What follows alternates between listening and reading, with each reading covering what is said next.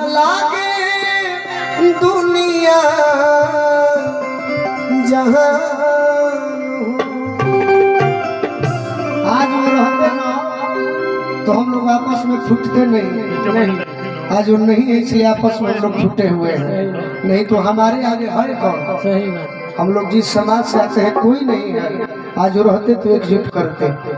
लेकिन चलिए फिर भी प्रेम बना रहे, हम यही चाहते हैं। सही बात है कि देखला पला गेला भी रावण चारू ओरिया हो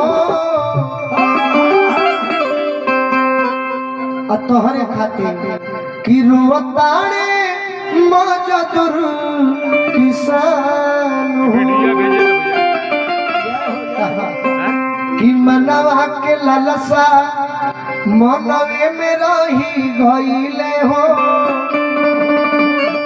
पूरा ही सपना हमार हो।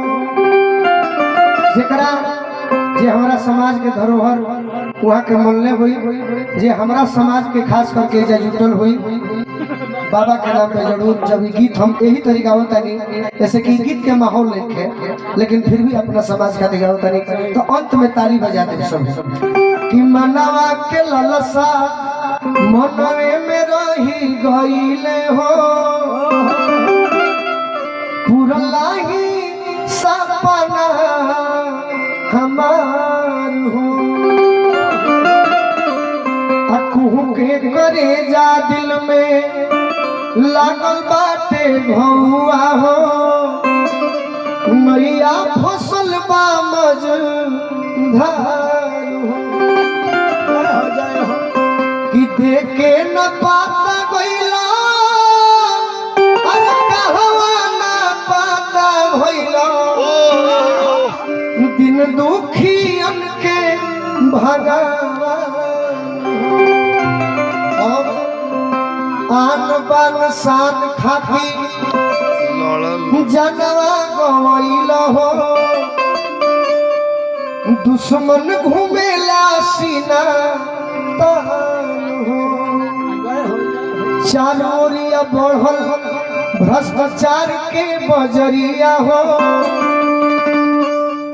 कब होई समता के बिहान हो। एक हमें के समाज से आए थे, गांधी मैदान में कहले रहे कलाकार के गांधी मैदान में भी जाए के क्षमता ना होला, बाकी हम समाज से आज तक मुँह चोरा के नहीं रहो ना कभी रहो। हम जो है